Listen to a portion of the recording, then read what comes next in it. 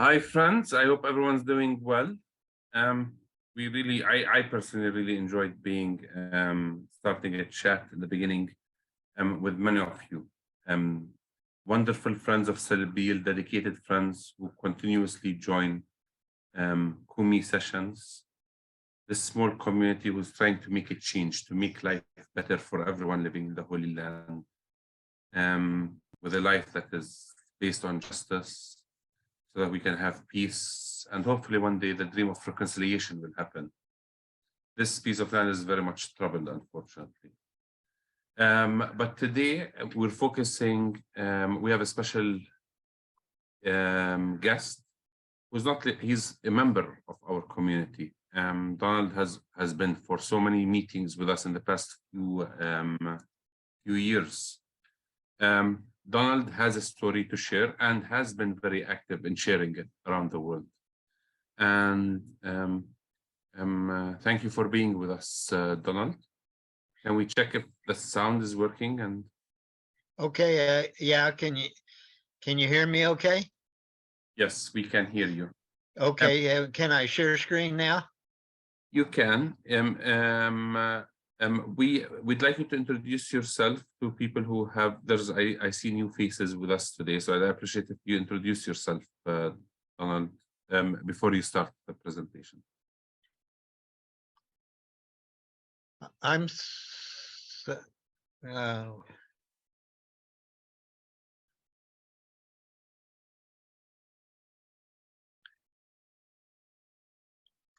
I can't seem to get to my PowerPoint. There we are. Yes, we see your PowerPoint. Yeah. Now I've got your thing. So you can do is like from beginning. If you go to the mouse and just press. Right. I know, but I've got a bar up on top here that's you. Okay, now I can get to my slideshow and start.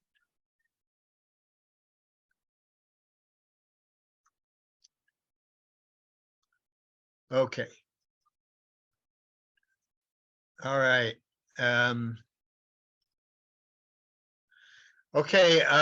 First of all, I'd like to dedicate this to the struggle of all the Palestinian people that are struggling. Our time of peril lasted about a week, and but our struggle is still going on because we can't get our side of our story put in the official narrative. And I will tell you a little bit about that before I start here. When I was debriefed after the attack, I was told, you've got the highest security clearance anybody can get in this country. Go away, never talk about this to anybody, including your family. And so I did that for 20 years. And in late 1985, I started losing my vision. I couldn't see the center stripe in the road anymore. Ended up in a doctor's office. He came back in white as a sheet and said, I don't know why you're still walking around. You should have died a long time ago. He said, your blood pressure is 240 over 145. He said, it's been that way for a long time to do the damage to the eyes. He put me on as heavy blood pressure medication as he could for a year and a half. He could only get it down to 140 to 180 over 100 to 140, which is still high. And then I found out about post-traumatic stress disorder. I called the VA hospital in Long Beach, and they said, we don't do anything with that here, but the closest vet center to you is 5 blocks north of Disneyland. Within a month, being able to go talk about what happened to us, both blood pressure numbers dropped 30 points, no change in medication. So since then, I've gotten reacquainted with all my shipmates and I heard their stories, and that's what I'll try to relate today. This is a picture of my wife and I in 2010 in Rochester, New York, at a stone that the VFW put up for us there. Unfortunately, I lost my wife 10 years ago unexpectedly to heart failure at the age of 68. This stone says something no other memorial has ever said about us, and that is that we are the most decorated ship in the United States Navy. even though very few people have ever heard of us. You can see the awards and stuff listed on the stone. This is a picture of our ship, the USS Liberty. You can see there are no big guns on it. We were a converted World War II Victory class cargo ship. All we had were 4 50 caliber machine guns. You can see where my cursor is here. The port forward starboard gun mount over here is this. Here's the starboard one. That's the port one. Behind the bridge area back here, there was a port and starboard gun mount. Those little gun mounts were the only thing we had for armament on our ship.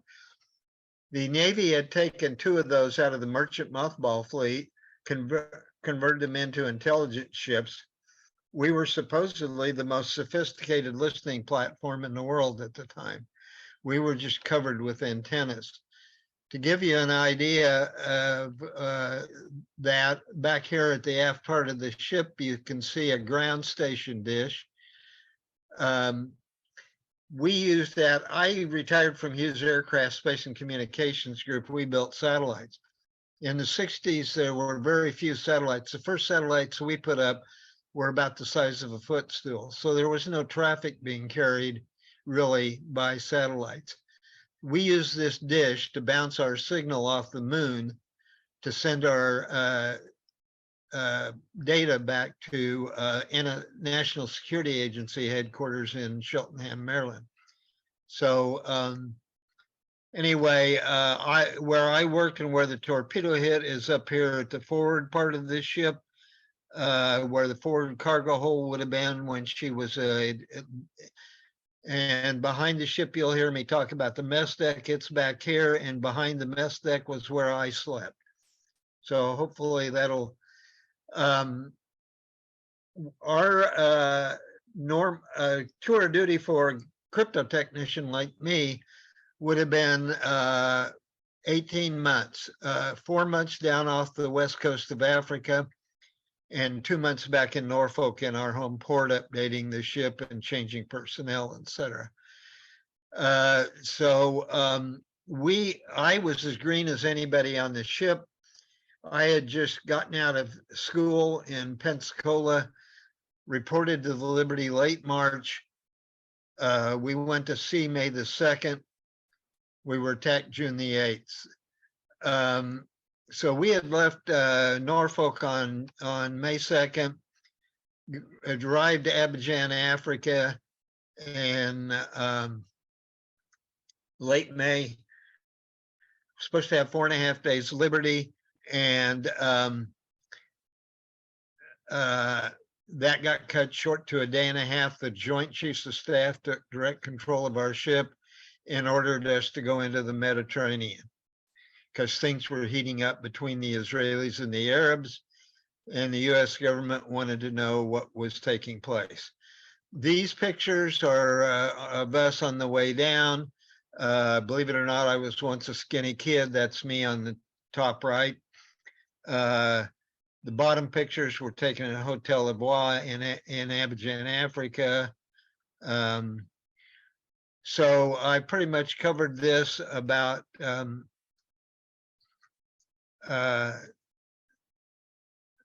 so we first went to Rota, Spain. When we got to Rota, Spain,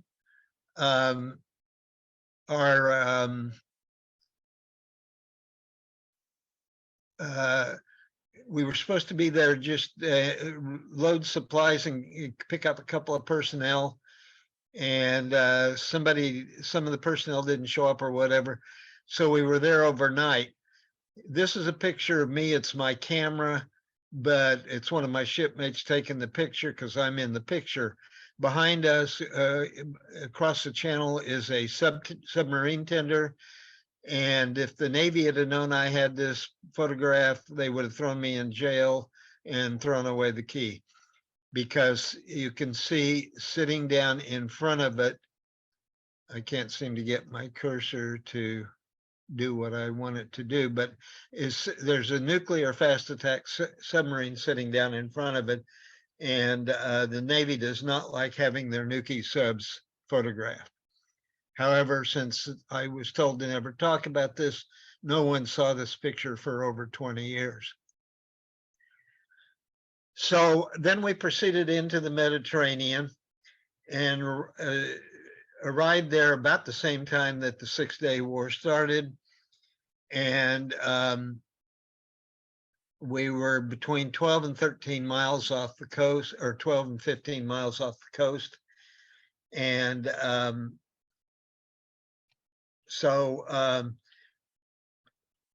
these are pictures taken obviously before the attack. On the bottom left is our executive officer, Philip Armstrong. On the picture on the right, the man on the left is Armstrong. The picture on the right is one of my crypto chiefs, Chief Smith. Both those men died during the attack.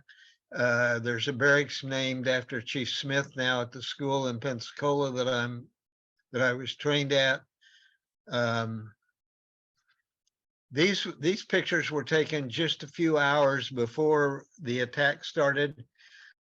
Our three top officers down here is Armstrong. Behind him is Lieutenant Golden.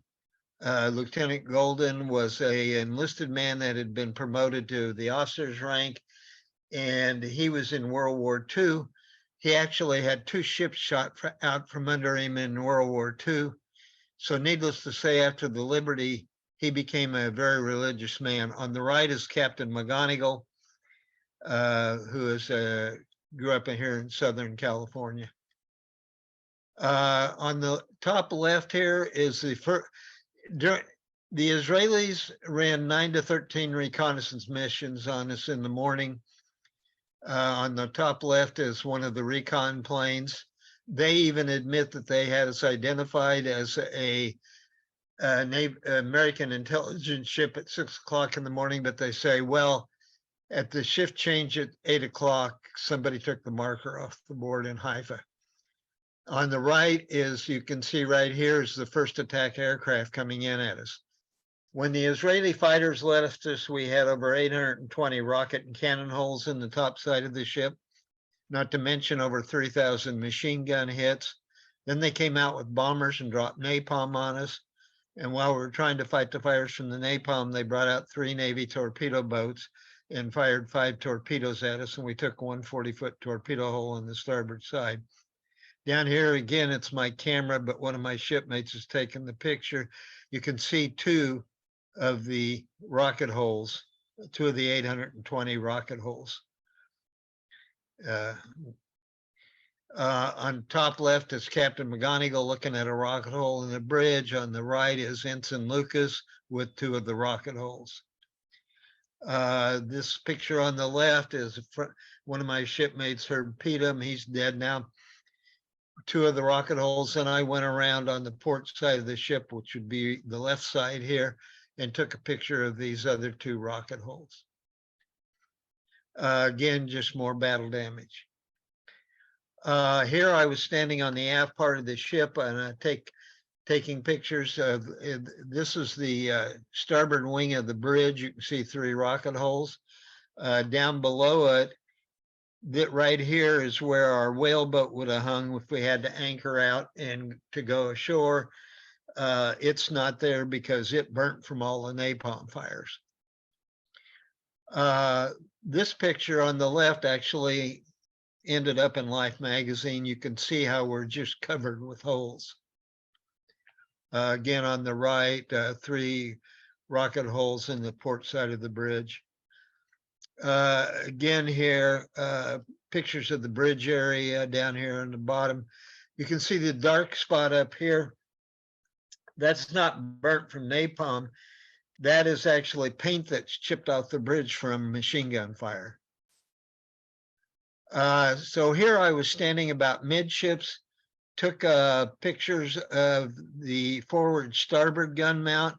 Our gunner's mate, Alexander Thompson, was in this gun mount. Lieutenant Ennis, who was on the flying bridge, which is above the level above the bridge, the top of the ship, who wrote the first book about the Liberty that came out in '79. he said he saw Thompson get hit by a rocket. He flew in the air like a rag doll, end over end. And you can see on this bulkhead here, this dark area is the blood of Thompson from when he flew through the air. Then I went over here where you see this ladder and walked up the ladder. These pictures were taken the following day, and took a picture looking into this gun mount, and to show you how undermanned we were and incapable of defending ourselves. This was the following day, the USS Davis, a destroyer, is sailing alongside of us. You can see their anti-aircraft gun here in the background. In forward here is this little black line is our 50 caliber pea shooter. So we didn't have a chance in hell of defending ourselves. These are cabin photos. The bottom left here, you can see there's a rocket hole right under in Captain McGonigal's cabin, underneath his porthole. On the right is a picture looking out of Lieutenant Golden's cabin, out of a rocket hole in his cabin. On the left up here is our main mast. It has a rocket hole in it. This is a forward starboard gun mount. Down here are two of our whip antennas. You can see here on the right where the antenna's coming out of the top of the mount. Antennas radiate a lot of heat. The Israelis were using heat-sinking missiles. So they immediately took out all our communications capabilities. But we had one antenna that had been down for repair and wasn't emitting any heat. So my shipmate, who died of a heart attack in 2014, that lived in Visalia, Terry went out and wired up that antenna to the transmitter, and that is the only reason we got a distress call out. And if Terry hadn't have done that, the rest of us wouldn't be here today. We got attacked at 2 in the afternoon. Captain Tully, who was captain of the Saratoga, about 500 miles away from us, said he had 16 planes, 4 tankers, 12 fighter bombers in the air to come to our aid. But he said before they were out of sight, they were recalled, and I'll tell you more about that later on.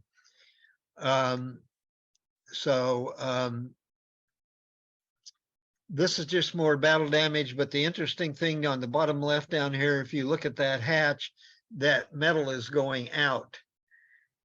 That rocket came in the starboard side of the ship and exited out this hatch on the port side. So as I said before, then they came out with bombers and dropped napalm on us. And we had, when all was said and done, 70% of our crew were killed or wounded. We had 34 dead and 174 wounded. We had 1 doctor and 2 corpsmen for 208 Purple Hearts. These are napalm fire pictures that I took. Down here on the bottom left, starting there, is one of our inflatable life raft racks. They're not there because they all burnt from napalm. The picture on the right, you can see where that rack attaches to the bulkhead. The bulkhead's all charred from being burnt from the napalm. And then I looked up above it, and this is that same attach point. Our midship port gun mount is above it. And then I went up on the deck up above and took a picture looking into that gun mount. This is more napalm damage. You can see here, the top left where the fire line stopped here. This is still paint here, and all of this is, and then down here on the bottom right is again our Trescom antenna in the background. This top left picture is Captain McGonigal. He's got his pant leg cut off. He was injured badly with shrapnel. We actually had to put a tourniquet on his leg with his belt. That night, he laid on the deck, navigating by the stars. To his right is Lieutenant Painter, who, when he got out of the Navy, like I did, after 4 years, he became a Secret Service agent. And Lloyd said that when we got to Malta 6 days later, and they started the court of inquiry, he testified that Lloyd was in charge of my repair party. He said when Captain McGonigal said to prepare for abandoning ship, he went up and opened the hatch and looked out, and he said he saw the Israeli torpedo boats machine gun holes in our last inflatable life rafts that we had thrown in the water, which is a violation of the Geneva Convention, keeping servicemen from saving their own lives. So I'll start with my little part in this, which is very little in my estimation. During the attack started at 2 p.m. in the afternoon. I was just on the way down the ladder, and when I heard the metal hitting topside, fortunately, I went into my sleeping compartment through the hatch onto the mess deck where my general quarters station was. I was supposed to be in charge of a submergible pump. Well, there was no need for a submergible pump during an air attack, so somebody told me to go to the bridge and bring wounded down about 4 levels above us. So that's what I did for the 25 minutes of the air attack. I ran wounded from the bridge area down to the mess decks. You can see here, we've got wounded on our table in the mess decks. Fortunately, somebody on the mess deck had enough experience. They say when Captain McGonigal said, prepare for a torpedo attack, that person said, throw yourself across the wounded, which was a good thing, because when I did that, when we took the torpedo, it was like a giant was on one side of the ship and just lifted it up, and then we slowly sank back down in the water. If we hadn't have done that, all these guys would have just rolled off onto the deck. Again, more guys wounded on the mess deck. The man on the bottom left here now lives in Hawaii. He's been in and out of VA hospitals all his life. He was injured pretty badly. Then, like I said, they came out with the torpedo boats, fired 5 torpedoes at us. We had 9 of the 34 that died topside during the air attack. We had put them in body bags and put them in the refrigerator on the mess deck. And then 25 died where I worked, where the torpedo hit in the forward part of the ship. And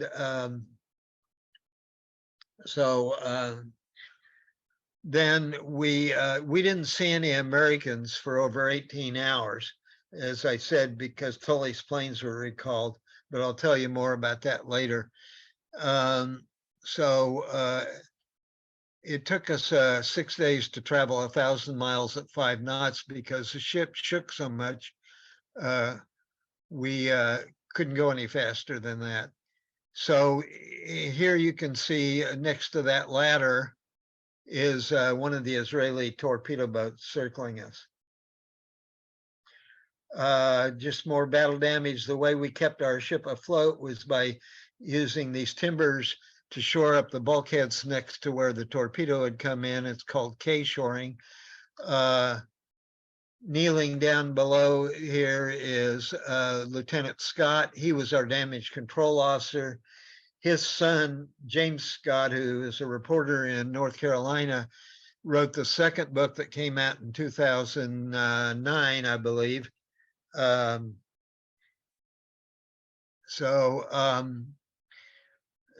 pretty much covered all of this. So as I said, we didn't see any Americans for 18 hours. The next morning, the Davis and the Massey came alongside of us.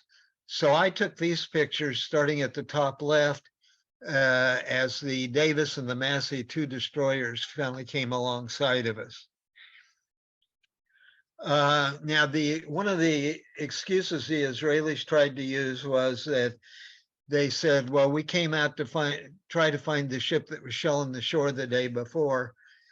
And as I said in my angry letter to Congress in 1991, even a Cub Scout can tell you can't shell the shore 13 miles away with a 50 caliber machine gun. Now, this is a Davis's 5-inch gun, which we had nothing like that. And my neighbor is a retired fire control technician chief. And I asked him, I said, how far would a gun like this fire? And he said about 11 miles. So even this gun wouldn't have reached the shore. And the Israelis said, the Israeli torpedo boats tried to say they had us on radar at 30 knots. Well, we're a converted World War II Victory class cargo ship. Our top speed was 18 knots. They said they mistook us for the El Khazir, an Egyptian tramp steamer built by the English. And the El Khazir's top speed was 12 knots. And even the Mossad admits they knew that the El Khazir wasn't seaworthy, was in dry dock in Alexandria, Egypt at the time. These are pictures of the guys on the America the following afternoon when they finally came alongside taking pictures of us. So there wasn't enough room on our forecastle you had seen before where I had taken those pictures for the helicopters from the America to sit down to evacuate our really badly wounded. So they could get their landing gear just down just enough to where we could load our badly wounded onto the helicopter. Then they would fly back over to the America, you can see on the bottom. And then these are pictures of the guys on the America unloading our wounded, our badly wounded. Now, Dave Lewis was my boss, the head of my intelligence group. 2/3 of the crew were crypto technicians like me. And Dave was in charge of all of us. And Dave was 10 feet from the torpedo when it went off, managed to survive. My watch section supervisor saw him and grabbed him and pulled him out of there. And I guess I should finish my little bit here. When we took the torpedo, they told me to take the submergible pump forward.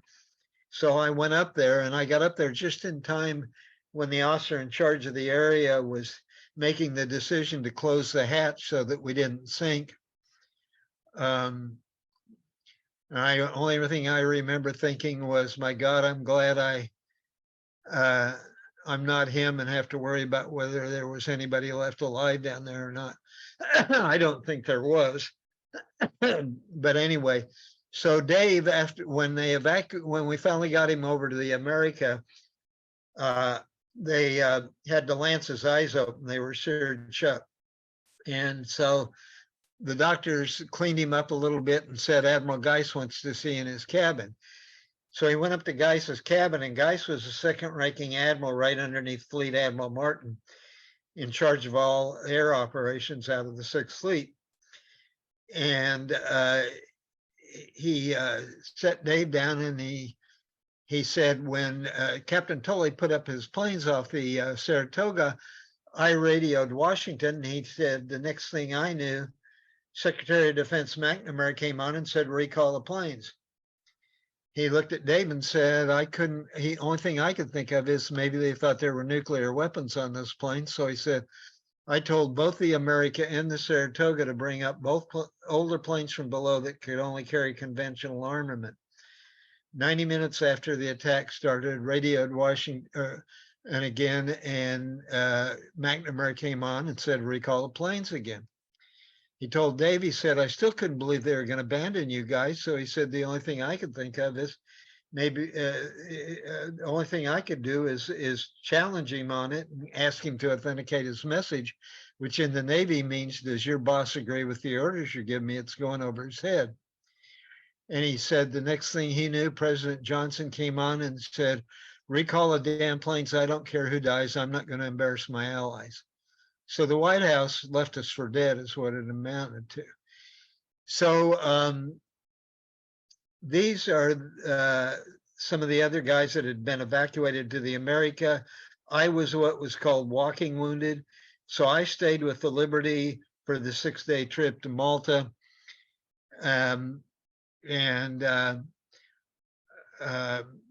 So a couple of days later on the America, they held a memorial service for our 34 dead. And these are the Marines doing their bit during the ceremony. To finish, a little bit of what I did on the way to Malta. One thing I remember, they took me down in the bottom part of the ship where the drive shaft runs from the engine room back to the screw, gave me a set of headphones and said, here, watch this drive shaft. And if it starts to leak down here, call the bridge and tell them we got an abandoned ship. And the only thing I remember thinking was, God, that's great. You guys might get off of here, but I'm going to be stuck in the bottom of this thing. So after we took the torpedo, we went to a maximum of a 15-degree list, I think. We were then, I think we settled out for at a 9-degree list for the trip to Malta. You can see here how we're listing to the right, to the starboard side on both of these photos. So here's when we arrived at Malta, and you can see on the right here the tip of the torpedo hole. Most of the torpedo hole's underwater. Same thing here, you can see where the tip of the hole. So when here we're in dry dock, although they haven't pumped out the water yet, because the torpedo hit where I worked and everything was so top secret down there, they first put this tarp over it and sent these 3 divers in to inspect it. So here they pumped out the water so you can see the timber holding the ship up. So right here is the tip of that hole. This is the water line that you were looking at. This is all torpedo hole underneath. To give you an idea how big this hole is, you can see that's one of my shipmates standing there. You can see his white hat. It's a 40-foot hole. As one person said when I was giving this presentation one time, gee, you could put your whole house in that hole. So these are pictures inside.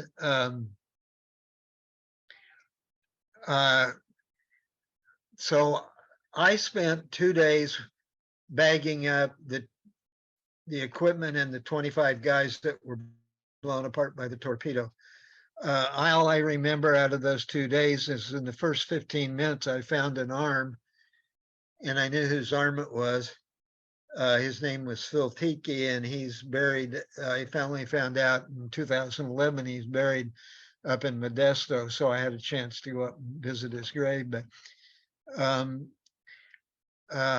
after that, I just blocked out the memory of those 2 days, even after 3 years of PTSD therapy. And you can see here on the left, some of my shipmates have said they thought this is me. I don't know that it is. I was wearing coveralls, but so were some other guys. So you can see here the rooms we worked in doing our intelligence job. The walls have all been blown away. It reverted into a big open area like when it was a cargo ship in World War II. So these are all of us on break during those 2 days. This is me on the right. You can tell I'm not a happy camper. So then I ended up going on Liberty for a few days.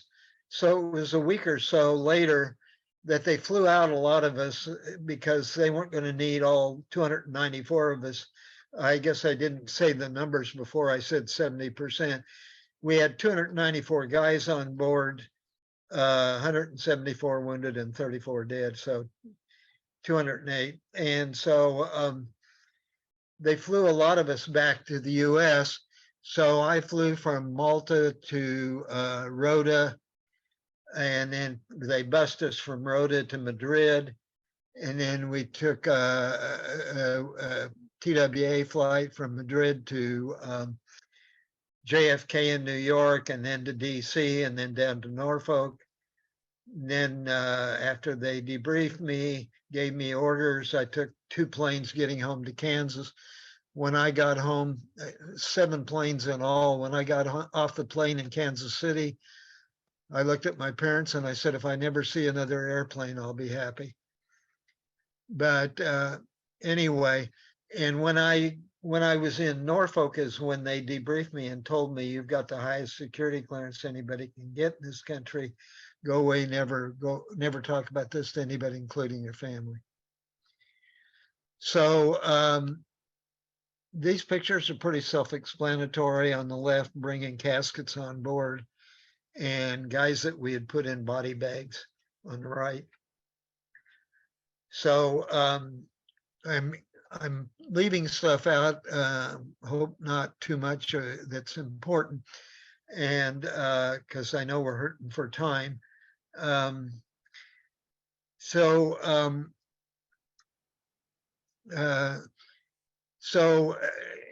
after they brought her back, the following year they sold her for scrap. They didn't want any remembrance of the ship around. So these are pictures taken of her on the way back to the US. Now you can see here on the right, that is our normal steaming colors of 5 by 8 foot flag. That is what we would have been flying when the attack started. Through all of it, the Israelis say they never saw a flag. And during the attack, that flag got so tattered, our signalman ran up our holiday colors, which is a 7 by 13 foot flag, which is a huge flag. And like I said, through it all, they say they never saw a flag. I don't know why, but so they didn't bring her back into Norfolk. They brought her into Little Creek, which is a small naval station about 15 miles south of Norfolk, where the Navy SEALs are stationed on the East Coast. So this is her docking on the right here. So I know Veterans Day has already passed, but here are 34 guys that you can try to remember who gave their life for the US doing their duty. So I think we're kind of out of time. I did 8 years of research at the National Archives, a lot of it at the Nixon Library, which is about 25 miles away from me. I have some documents, the rest of this, but I won't go through them unless you want me to, because I want to make sure we have time for questions. So, Omar, if you think we should start with the questions, that's okay with me. Thank you, Don. There's already some questions have been arriving. So what's the justification for this? I mean, the US is an ally of Israel. The US was clearly on the side of Israel before the war and after the war. Why would Israel attack its ally? Well, until the Israelis want to offer a real explanation, they claim it was a case of mistaken identity, which is impossible in my estimation. I mean, we were World War II cargo ship with hardly any armament. Until they want to come clean on it, the explanations that have been put out there run from case of mistaken identity all the way up to the White House was involved with them, sent us there to be attacked so we could get drawn in on the side of Israel in the war. In amongst all that, Admiral Moore, who was twice chairman of the Joint Chiefs of Staff in the 70s under Nixon always said that our government had told the Israelis that we would support them as long as what they did was defensive in nature. The day after they tried to sink us is when they attacked Syria and took the Golan Heights, which is obviously not defensive. And being an intelligence ship, Moore's supposition was that they were afraid we would find out their plans. Now, I tend to think that that's probably the most reasonable explanation because I have had it verified from different angles.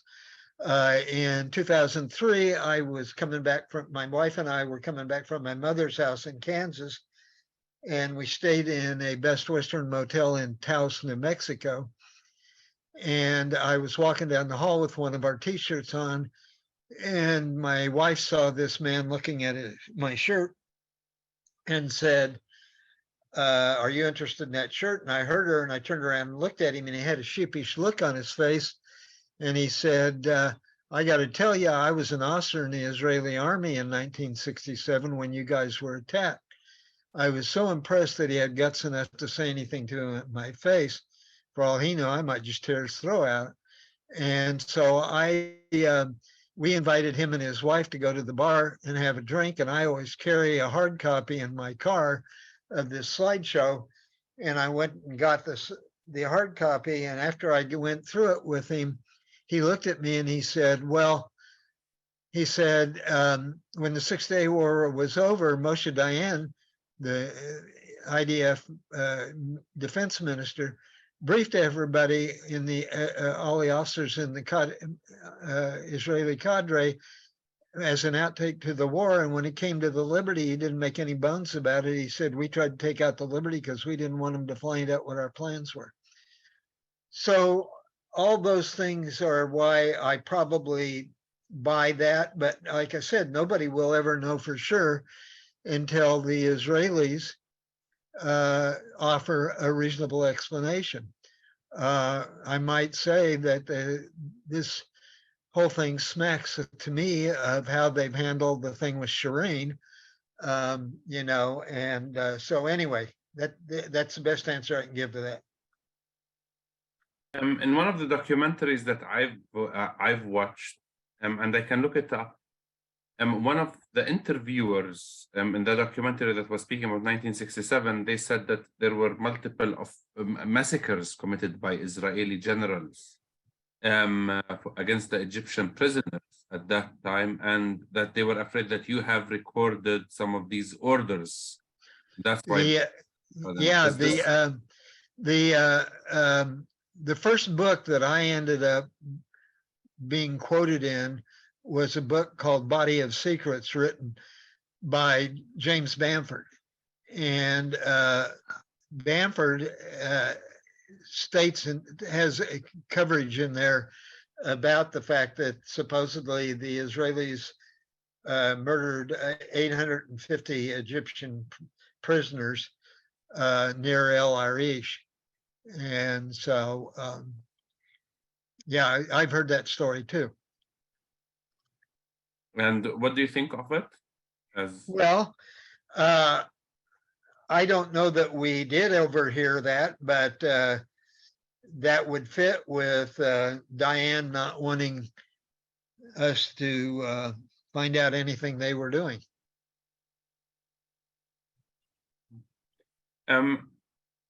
We have a question. When you meet with U.S. citizens, the U.S. is proud of its military, of the people who serve in the military, the veterans. How does the U.S. community, when you have your sessions, how do people usually respond? Well, in the beginning, when I came out of my shell in the late 80s, when I would talk about this in the 90s, I would get looks like, you got to be kidding. This couldn't happen, and so on and so on. Nowadays, that I get, some veterans want me. I have some veterans that want me to come speak to all their groups, You know, especially you get the Vietnam guys who know that there were uh, uh, shady things done in Vietnam. So nowadays, I get you know, people pay attention and listen to the story. I guess that's the best answer I can give to that. I think.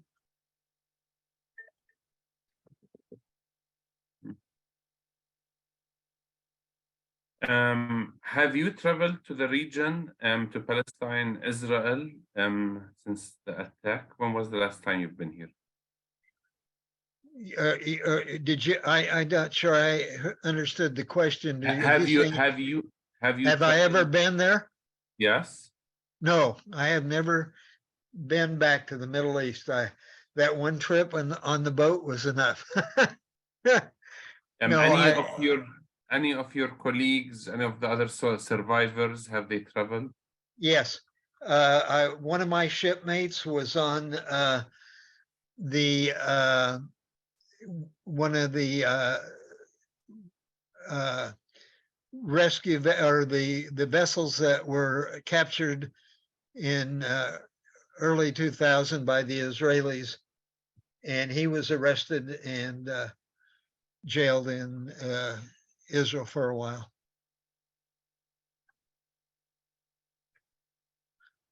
He was arrested in Israel.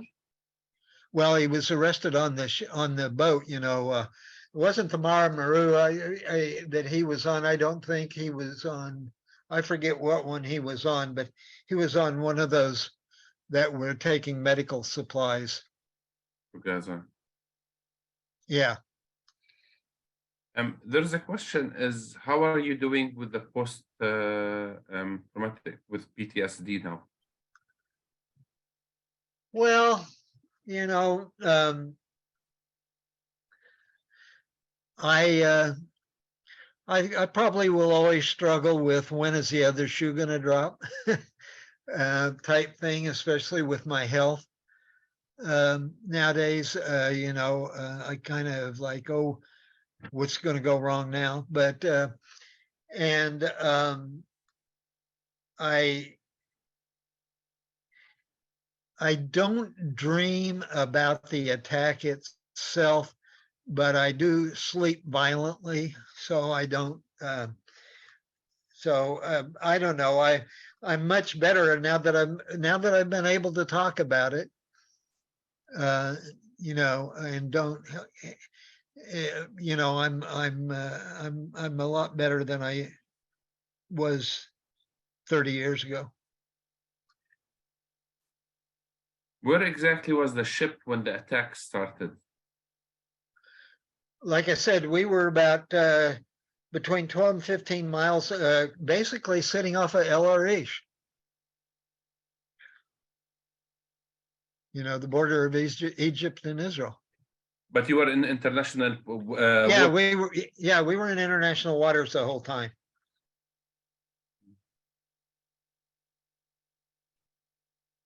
During that time, I mean, in the midst of the Cold War, in a place where a war was starting, the U.S. Army should have been prepared just in case the attack was even from Egyptian forces or so on to retaliate. Why was the U.S. Army caught off guard? Gee, I don't know. I can't really answer that. You know, back to the question of there was one book written that said that we were attacked to send a message that the Israelis wanted to send a message to Washington to stay out of our backyard. So, you know, but I don't know. I mean, you know, that's all supposition. So I guess don't have a good answer to that.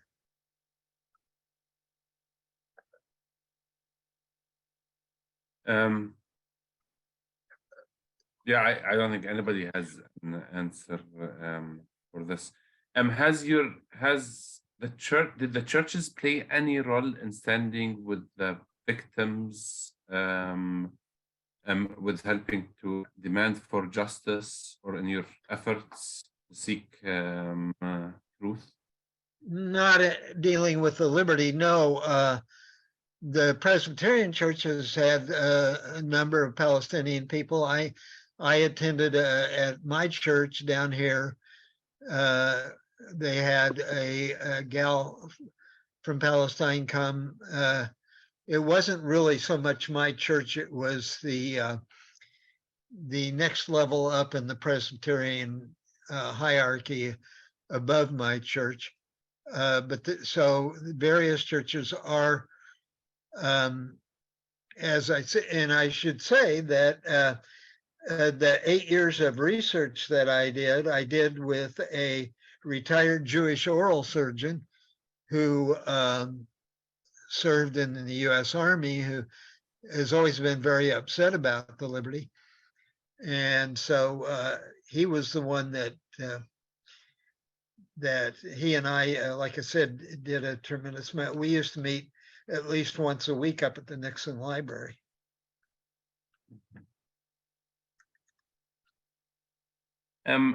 What has historians like Don Pape or other historians have really written about I mean, it is the USS Liberty? Well, there are tons of books out there. And I think I probably sent you, Omar, what I use as a handout. And it has a book list in it, but it's just a minor book list. To give you an answer to your question, this man here, I think was at Harvard at the time, lists 9 reasons why he thinks we might have been attacked.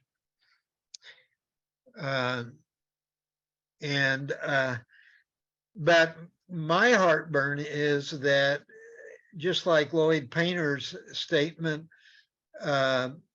made to the Court of Inquiry, and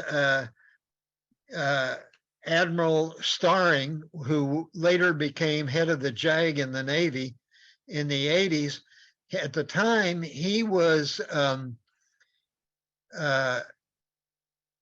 McCain, the senator's father, Admiral McCain's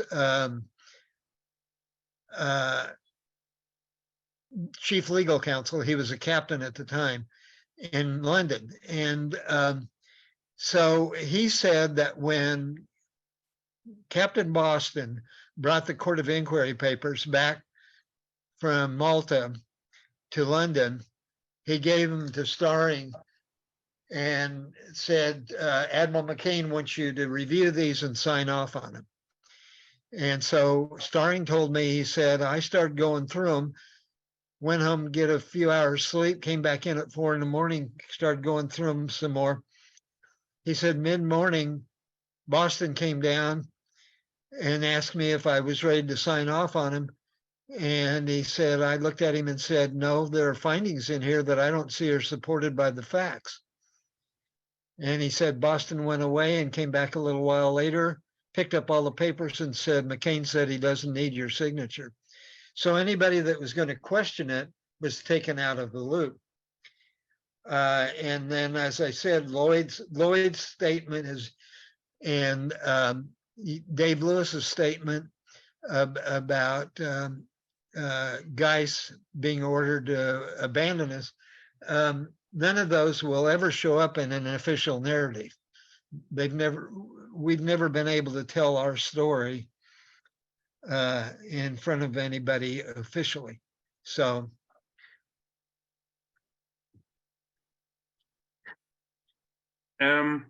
Many people are writing in the chat, thanking you, Donald, for all the amazing work that you've been doing. I mean, it's fighting the good fight, trying, I mean, it is refusing to be silent. Thank you for being faithful to your country, faithful to your colleagues, and just refusing let in for the temptation of being silent. Yeah, I was told to be silent for all those years. See, when I went into the Naval Security Group as a crypto technician, I signed a piece of paper that said 10 years in prison, $10,000 fine if you ever talk about what you do for a job. And I had to be 40 years old before I could realize I could talk about the attack without talking about the details of what I do about my job. One of the other things I think I would like to mention in this bottom paragraph of what you're looking at right here is this is a CIA document, declassified CIA document, that says that Moshe Dayan's own general, when he ordered the attack on us, told him this is an American ship. If you do this, it's pure murder. And he ordered the attack on us anyway. And then it goes on to say that he was going to order another group of torpedo boats to come out and finish us off. And his admiral refused to issue the order. So anyway, just another one of the things. Anyhow, I'm sorry, Omar. No, thank you. Final question, because we're running out with time. When does Israel release its classified files? Isn't it like 50 years after? I don't know, but not that the 50-year thing, even in the U.S., Dr. Bob and I, my Jewish doctor friend, we had put in a lot of Freedom of Information Acts, and one of them was to try and verify whether there were Hebrew linguists on the Liberty. And it's a long story. I won't try and cover it all. But to cut to the end of it, one time when I wasn't up at Dr. Bob's house, he lives about 40 miles north of me, he said, we hadn't heard from the National Archives. He called them, and he got somebody well above the an analyst level, and he said the guy told him that the information that we were after is in the same vault as the Kennedy killing, and it wasn't likely we were going to get it. So, I think they can find a way to keep stuff classified and hidden, no matter what a 50-year period says.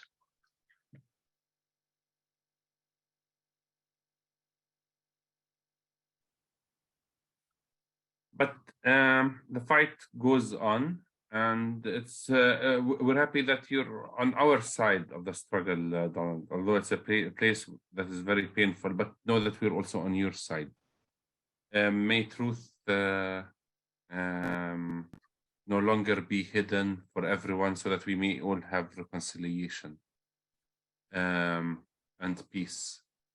On behalf of everybody who's been in the meeting, thank you, Don. I hope we'll get to meet you again in another lecture and talk. And I hope the next time we get you that there's more information and the people who are responsible are held accountable. In solidarity and love, we wish you all the best, Donald, and we thank you. And that's all. Keep the fight, the good fight going. That's not. And I thank you for listening. It's not only listening. We're not giving you only our ears. We're giving you also our hearts and minds. God bless you, and may we all find comfort by the Holy Spirit. Power to the people. Power to the people.